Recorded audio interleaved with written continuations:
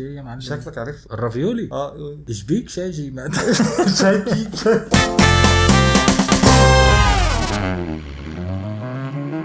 مرحبا بكم في باك جايز، حلقه جديده من برنامجكم بودكاست بعد نادي والشاقي بعد غياب. وحشنا الوجود على هذه القناه وهذه الشانل. ده حقيقي جماعه. ايوه اسفين على الغيبه والله ما كانتش بايدينا، بس يعني الحمد لله ناويين نرجع تاني زي ما احنا منتظمين وزي ما انتم متعودين، عشان في ناس الصراحه عارف ان هي ما يجيلهاش قلب غير ان هي كل يوم تطمن علينا موجودين على القناه ولا لا، حصل. وفي حاجه جديده بتنزل ولا لا. فاسفين اسفين اسفين اسفين اسفين. وبما ان الغيبه دي كانت حصلت فاحنا حابين نقول لكم من الجديد ان شاء الله وبعون الله مسافرين على المغرب عن قريب، وهنكون موجودين في ايفنت كفتانس ارت تمام يوم 25 26 في مراكش، وحابين ان انتوا تعيشوا معانا التجربه دي.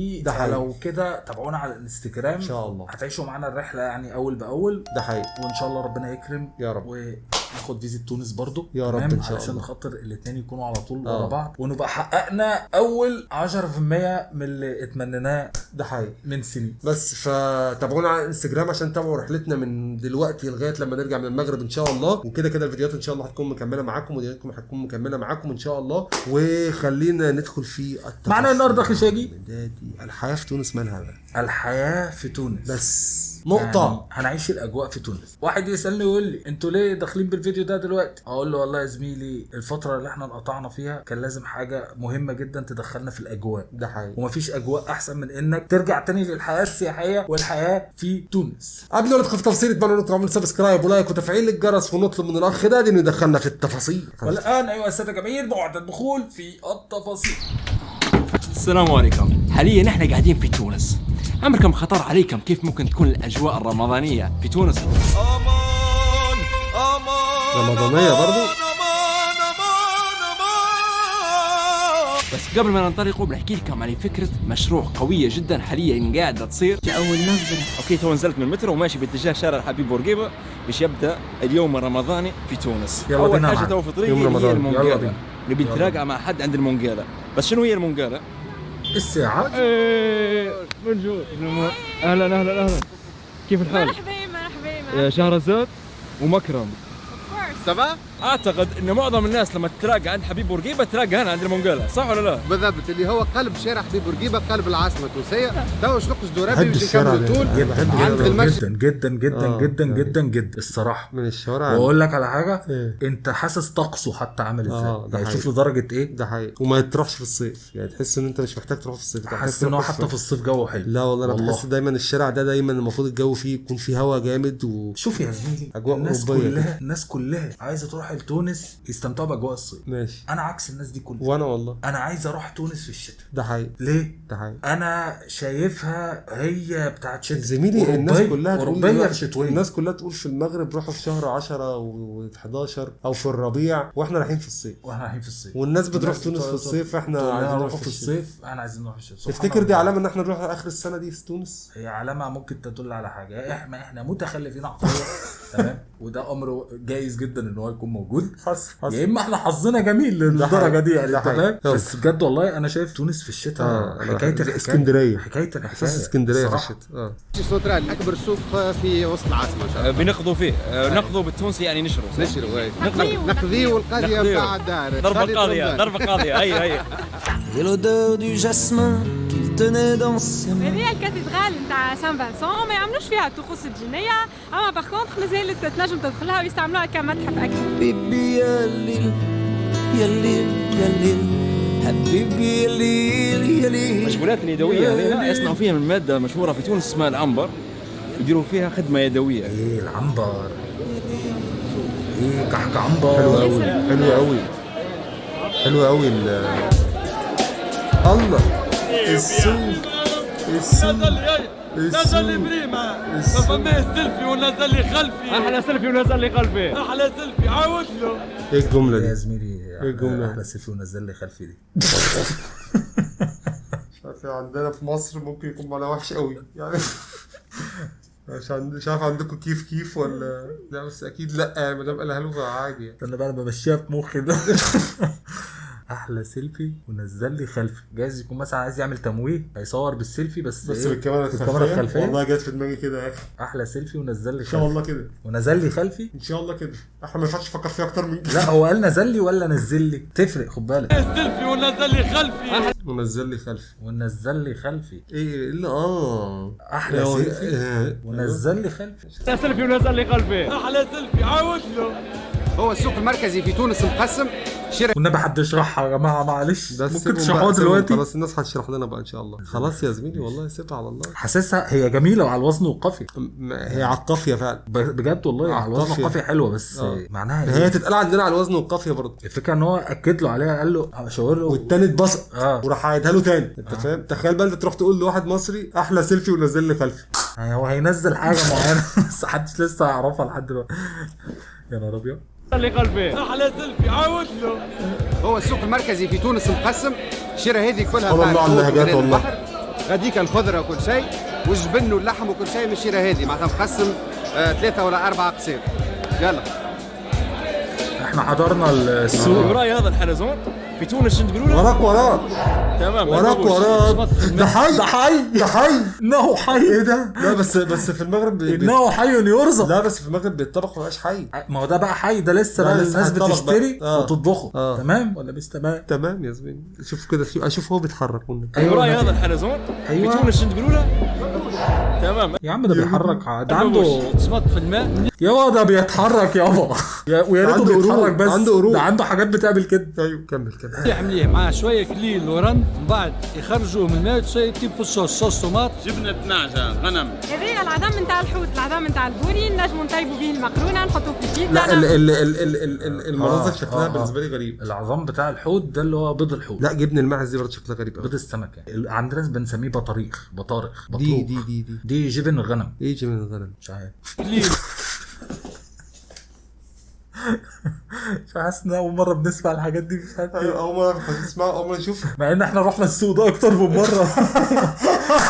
والله مش احنا رحناه اكتر من مره. ده بورجيبه مأكد لي. لا في الفيديو اللي هو ايوه بس خدنا جوله دي بس. كانت الحياه ما دخلش هو قسم الجبن يعني. مش دخلش لا قسم الجبن ولا قسم الحلويات. هم كلهم جنب بعض يا عم. شنو تقولوا له؟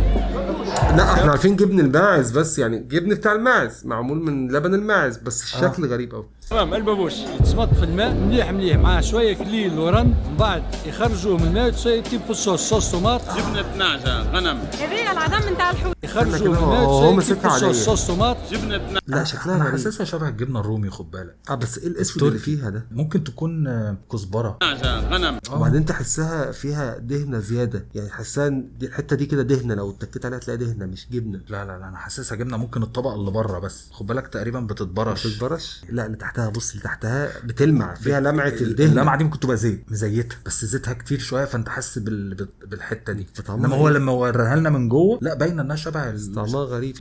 طعمها ايه شكلها قصدي. هذه العظم نتاع الحوت، العظم نتاع البوري. ده البطاريخ. دي بطاريخ. نجموا نطيبوا به المقرونه نحطوه في البيتزا نعملوا به سلطه بنين على الاخر والتوانسه الكل يحبوه. وهذه النواصر اللي باش نشريو منها باش نطيبوا بها العشاء اليوم. سلام بربي كيلو رافيولي بالجبن. لا بجد احنا اول مره نشوف الحاجات دي.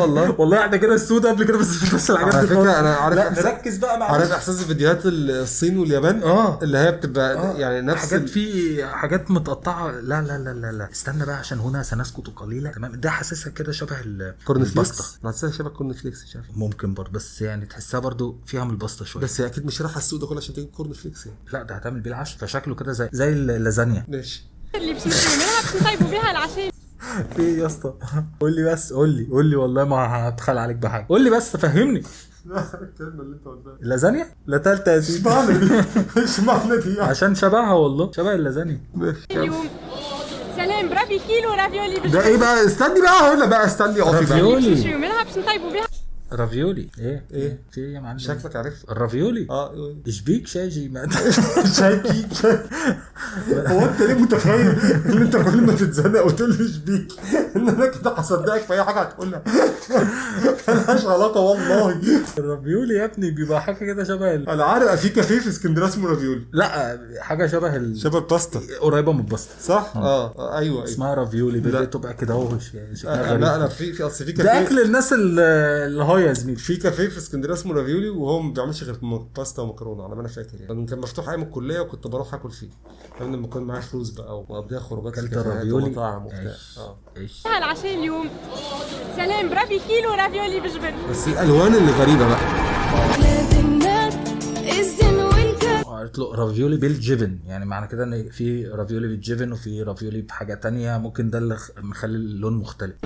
والعود الشايح والصور الطايح لي بيت ساري مروح لي بشريط عارف اسفل. كيلو قارص خويا.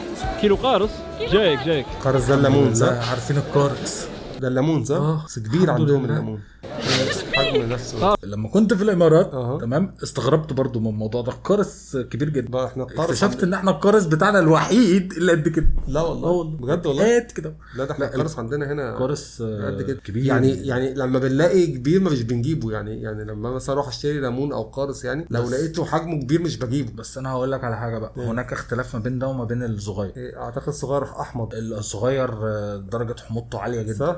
ده انت ممكن نص واحده تعصرها ما تحسسكش بالحموضه قوي، بس ده الاكثر استخداما بره. قارص ليمون قارص. اوكي طلعنا من سوق المرشي وتو ماشيين لباب البحر عشان نمشي الاسواق الشعبيه اللي غاديه.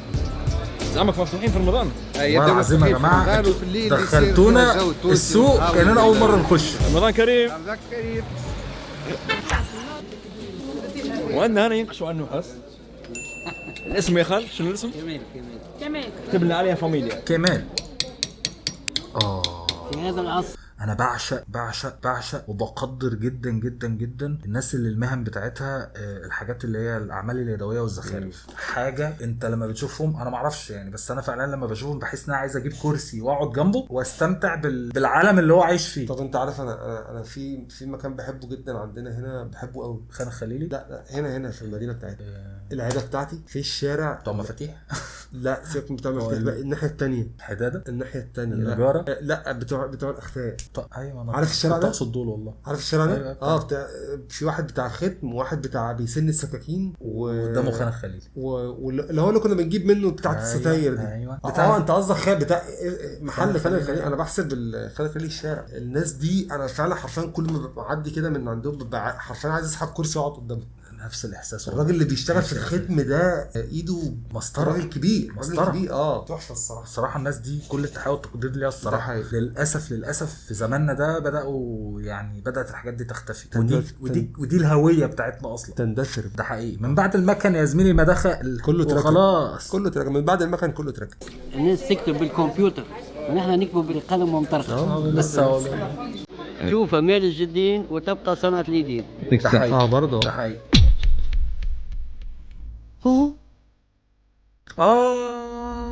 من إشارة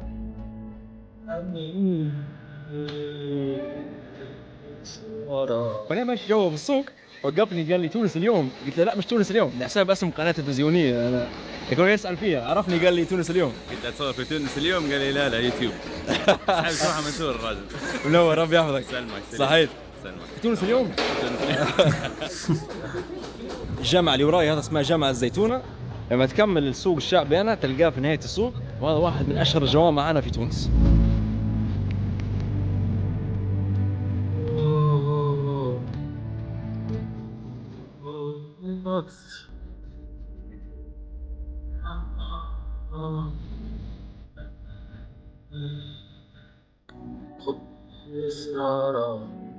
في تونس ما زالوا محافظين على العادات يستعملوا في القبقاب، وتلبس هذا عشان تمشي تتوضا به. موجود في كل الجوامع في المدينه القديمه. انا والجامعه 1350 عبيد الله بن حطحاب هو اللي اسس.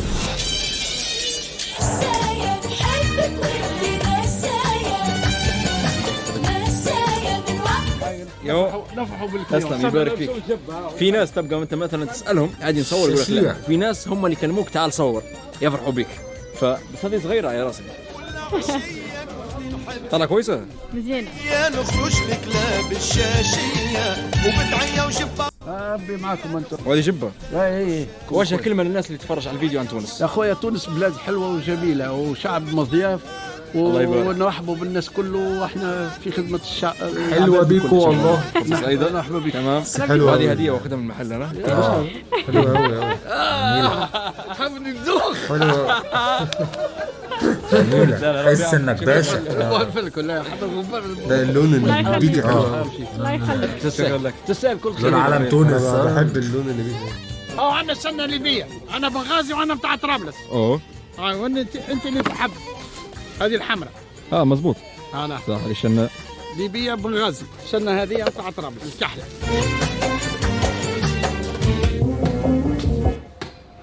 نافورتي حبيبتي بقابلها في كل فيديوهاتي. السلام عليكم. وعليكم سبحانك يا خالد. شهرزاد تعرفوها طبعا، مكرم تعرفوه طبعا. هذا راح اليوم الثاني نتغدى هذه ولد شهرزاد. وقت الاكل وقت الاكل. شرفوا استوفيق. مرحبتين. اهلين. كيف حالك؟ تمام. يدك مشغوله؟ هذه الشوربه. صحيح. هذه شربت. مازال في عندنا ست البيت في المطبخ قاعده. السلام عليكم. هذه علولة حميدي امي الثانيه. مرحبا بيك. عايش ولدي. هلوله والده شهرزاد. عايشك. مرحبا بيك. شنو عندنا؟ العشاء اليوم حضرت لكم شوربه وفلفل محشي. نقول حاجه نخلوها مفاجاه. فلفل محشي. احنا بنروح نبي بورايك وين بورايك؟ باهي تمام. اليوم كان يوم طويل لفينا في السوق.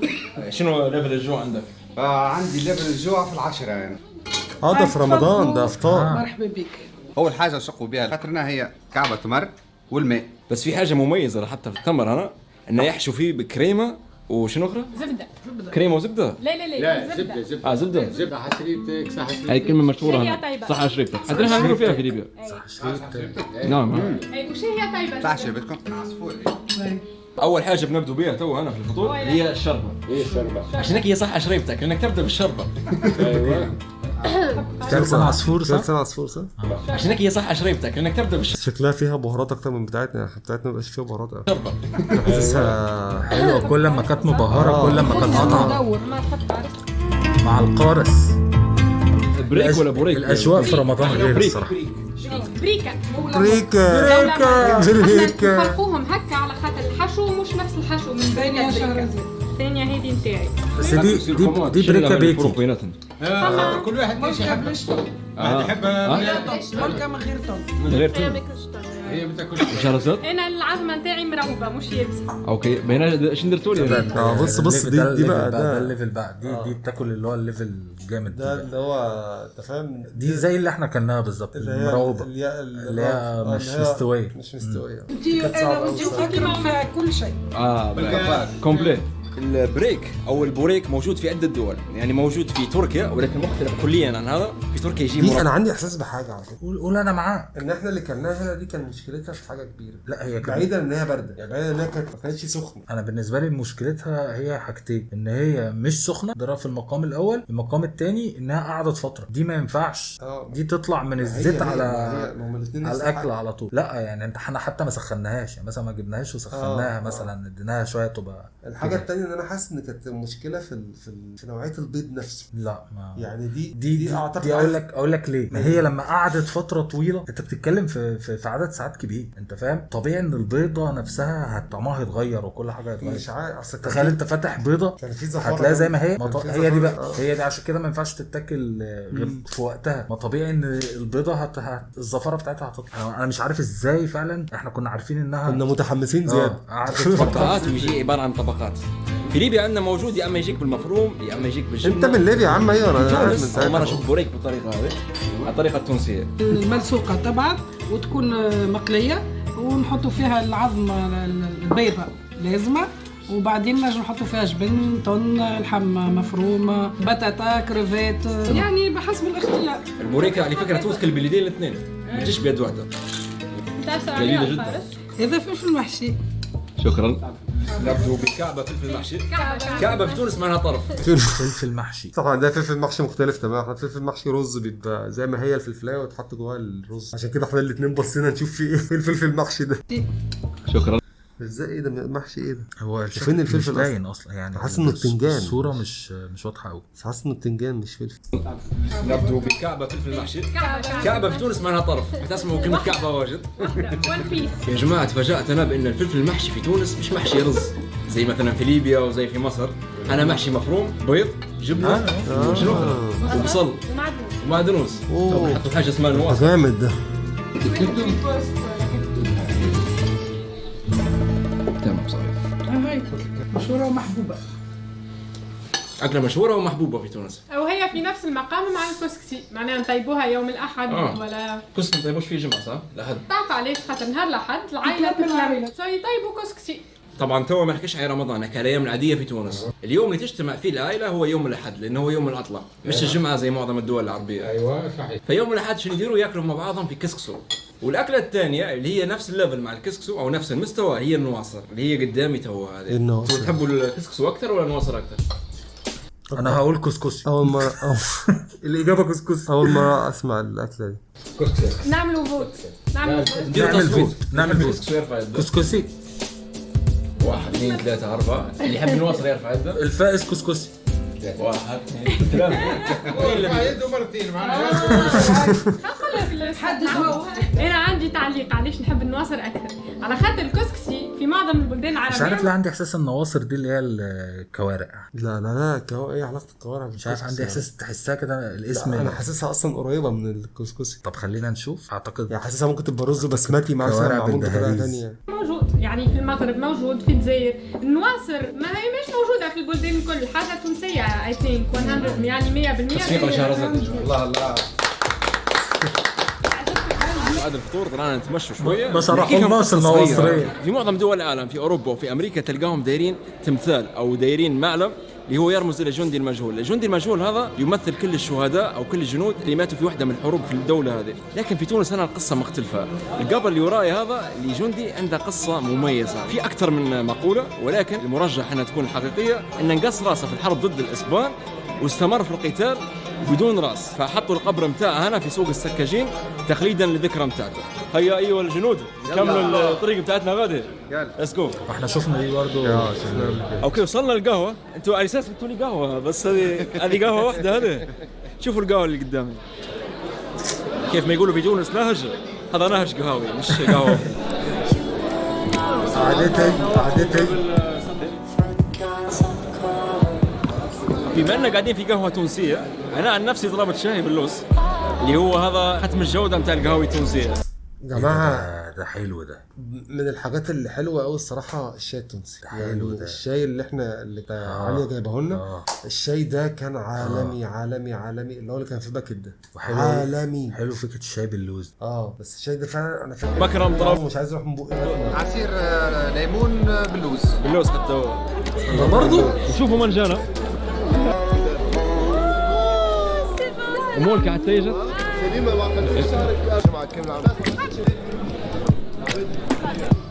طلعنا من القهوة قاعد نسمع في حس موسيقى. تعال نشوفوا شنو فيه.